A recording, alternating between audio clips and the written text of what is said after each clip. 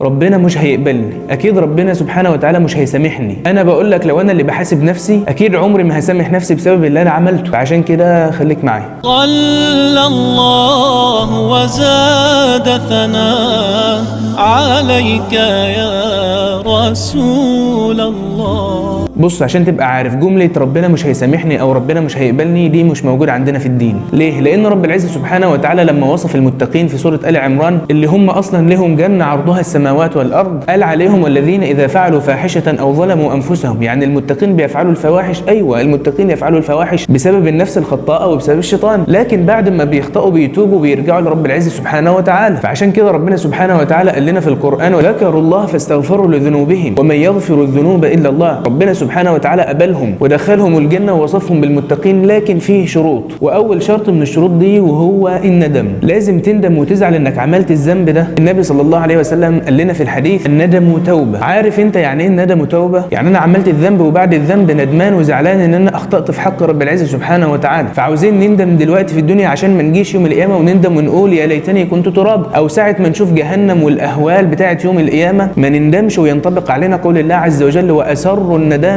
لما رأوا العذاب. فاول حاجة عشان ربنا سبحانه وتعالى يقبلنا لازم نندم، وتاني حاجة بقى عشان ربنا سبحانه وتعالى يقبلني لازم ابطل الذنب. ذنب ايه يا عم؟ انا بقول لك لو انا قادر ابطل ذنوب اصلا كان فاتني تايب بقى اكتر من 70 سنة ولا حاجة. فعشان كده بوصيك وبوصي نفسي بوصية النبي صلى الله عليه وسلم لما قال لنا في الحديث اكثروا من ذكر هادم اللذات. ايه هو هادم اللذات؟ قال لك الموت. يعني تخيل ان انا وانت عارفين ان احنا هنموت بعد ربع ساعة، انا بسألك بقى وبسأل نفسي هل احنا في الربع ساعة دي هنروح نعصي الله عز وجل؟ اكيد لا، اكيد هنروح نتوب ونستغفر ونصلي ونروح المساجد كمان. ليه؟ بسبب ان احنا عارفين ان احنا هنموت كمان ربع ساعة. فطول ما انت بتكثر من ذكر الموت اكيد مش هتروح تعصي الله. ليه؟ لان انت ممكن تموت في اي لحظة. ثالث حاجة والاخيرة بقى معانا ان انت لازم تعمل حسنات عشان ربنا سبحانه وتعالى يقبلنا. راجل كبير جه للنبي صلى الله عليه وسلم وقال له يا رسول الله أرأيت رجلا عمل الذنوب كلها، يعني عمل كل حاجة، يا رسول الله هل له من توبة؟ فالنبي صلى الله عليه وسلم قال له نعم، تترك السيئات وتفعل الحسنات يبدل الله لك السيئات حسنات. فتخيل كده معايا لو انا وانت عاملين جبال من الذنوب وقررنا ان احنا نتوب عشان ربنا سبحانه وتعالى يقبلنا، وبعد ما نعمل كده ربنا سبحانه وتعالى يبدل لنا جبال الذنوب دي جبال حسنات. هو انت ما قرأتش قول الله عز وجل في سورة الفرقان إلا من تاب وآمن وعمل